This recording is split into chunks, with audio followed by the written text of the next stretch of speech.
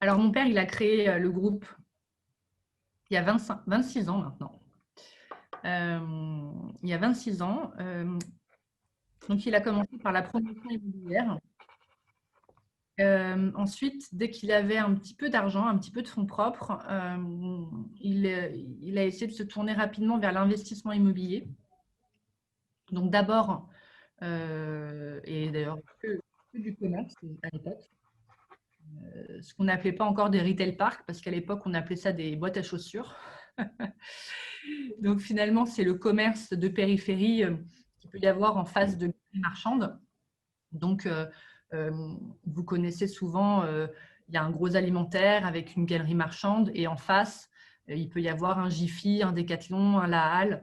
Voilà, c'est toutes ces zones commerciales dans lesquelles mon père investissait il y a très longtemps. Ensuite, il s'est rapidement développé. Il a voulu finalement intégrer la chaîne des métiers de l'immobilier pour pouvoir créer encore plus de synergie. Donc, ensuite, il s'est développé dans des services immobiliers. Nous avions Ixim, mais qu'on a revendu cette année. Mais on fait quand même pour notre propre compte aujourd'hui le property management, l'asset management, parce que nous avons, comme tu le disais en préambule, 2,5 milliards d'actifs. Ça représente plus d'1,5 million de mètres carrés en France. Aujourd'hui, nous avons donc 70% de commerce dans ce patrimoine et 30% de bureaux. Pour revenir à la promotion, aujourd'hui, donc mon père avait tout de suite vu que les territoires étaient quand même un sujet important en France, et donc on a aujourd'hui une dizaine d'agences de promotion partout en France. Et on est vraiment devenu un acteur des territoires. Donc ça, c'est pour la partie immobilière. On a aussi, donc, dans nos foncières, on a vachement évolué parce que finalement, on avait notre foncière patrimoniale familiale. On a aussi créé une structure qu'on a cotée en bourse qui s'appelle Patrimoine et Commerce, qui fait exclusivement du retail park. Et puis, on a aussi créé des fonds d'investissement ou des sociétés ad hoc dans lesquelles on investit pour le compte de tiers. On travaille avec des grandes banques, des gros institutionnels qui nous confient leur argent finalement pour pouvoir investir et gérer leur patrimoine immobilier. Voilà ce qu'on fait. Ensuite, dans notre autre pôle, on a le pôle exploitation, je vous en parlais tout à l'heure. Donc, on a la marque Odalis, qui est numéro 2 européen de la résidence de tourisme. Odalis, on l'avait acheté à l'époque en 2000. Et en 2000, on compte en nombre de lits. Il y avait 8000 lits. Et aujourd'hui, on a plus de 130 000 lits. Donc, en fait, à chaque fois qu'on a soit racheté, soit créé une société, après, c'était pour la développer et essayer de devenir leader de notre marché. On s'est aussi développé dans Odalis dans de nouveaux métiers qu'on n'avait pas avant, donc la résidence étudiante, par exemple. Et puis, ce qu'on appelle les appart-hôtels, donc des résidences en centre-ville, plus business. Et on avait à l'époque des EHPAD. Des EHPAD, donc c'est des maisons de retraite médicalisées, mais qu'on a vendues. Et on a voulu se tourner plus sur le segment non médicalisé. Donc, on a créé il y a 3 ans Happy Senior, qui sont des résidences seniors, avec pas mal de services qu'on propose aux seniors.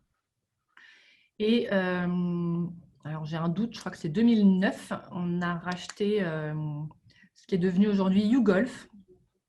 Donc là, c'est pareil, à l'époque, il y avait 13 golfs. Et aujourd'hui, on en a pas loin de 60. On a créé aussi le premier réseau de parcours de golf au monde, avec 1000 golfs en réseau. Et voilà, et donc, tu vois, à chaque fois, on développe en fait de nouveaux métiers. On s'est aussi tourné vers l'international depuis un moment. Alors, en fait, à l'origine, mon père nous a tout de suite, avec mon frère, poussé à faire de l'humanitaire en Asie, en Afrique. Donc, on avait construit des orphelinats, on a eu des écoles qu'on a soutenues. On a financé des minibus pour que les enfants puissent aller facilement à l'école, des campagnes de lunettes pour les enfants aussi. Voilà, on a essayé de travailler aussi sur l'éducation, l'aide aux femmes. Voilà.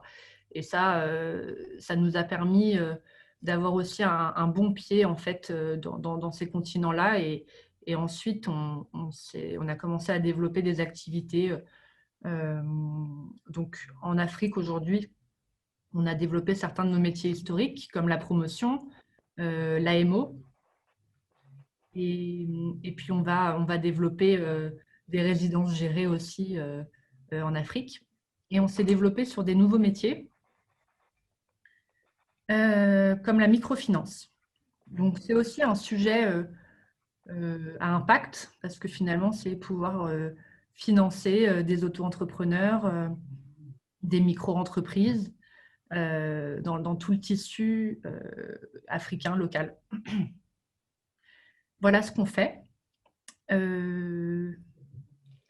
on dirait que vous amusez beaucoup, hein, c'est incroyable. Alors justement, on a une de nos membres, et donc là, je ne savais pas que tu faisais l'Afrique, qui est très important parce que en 30 ans, il aura presque 2 milliards d'Africaines et notamment 1 milliard de femmes.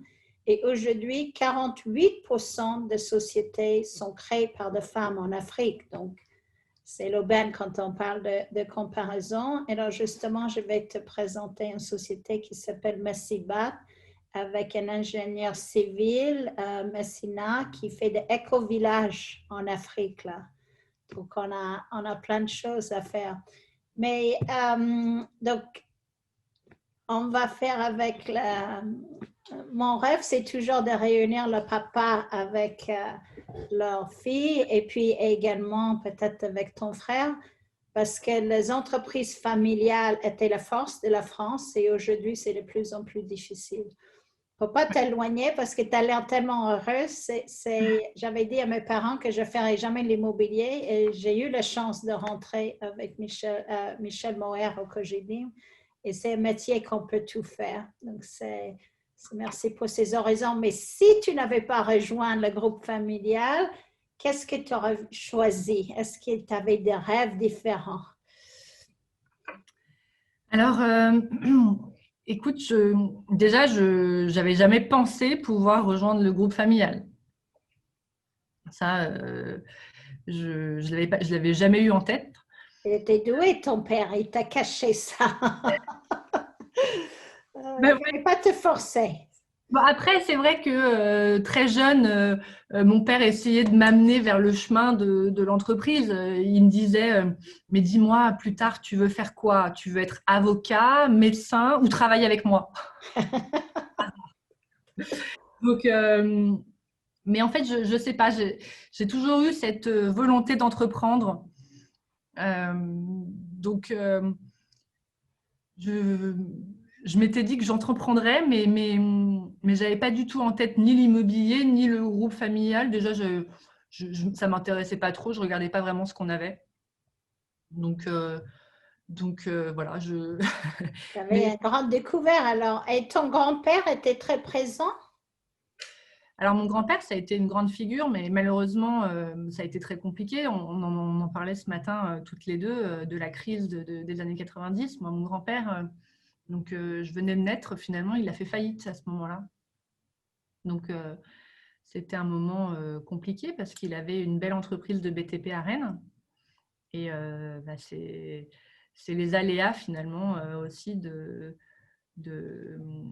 l'entrepreneuriat. Et c'était difficile pour lui à l'époque. Ouais.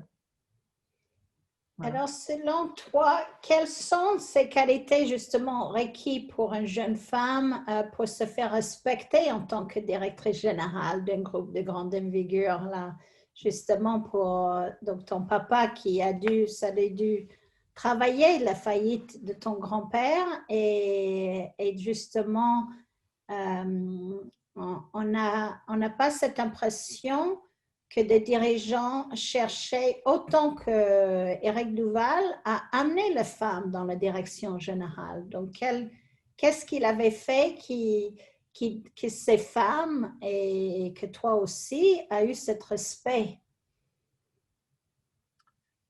Alors oui, effectivement, depuis toujours, il y a eu beaucoup de femmes dans le groupe à des postes de dirigeantes, depuis toujours.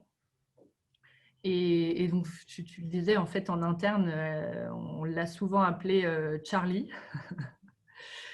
Et en fait, moi, il m'a toujours dit, je trouve que les femmes sont plus... Elles disent, elles font ce qu'elles disent et elles disent ce qu'elles font. Et elles sont plus reliable, tu vois. Et elles vont être plus, comment dirais-je, ouais, c'est ça, plus reliable. J'ai même pas le mot en français. Donc, Oui, qui sont efficaces et voilà. fiables, qu'on peut compter. Oui. Merci. Merci pour la Ils petite sont voix plus derrière. fiables, oui, c'est sûr, oui. Donc voilà, et donc c'est pour ça qu'il a toujours mis des femmes autour de lui. Tu vois, Lydia Leclerc, qui est directrice générale du groupe à mes côtés, elle est dans le groupe depuis plus de 20 ans.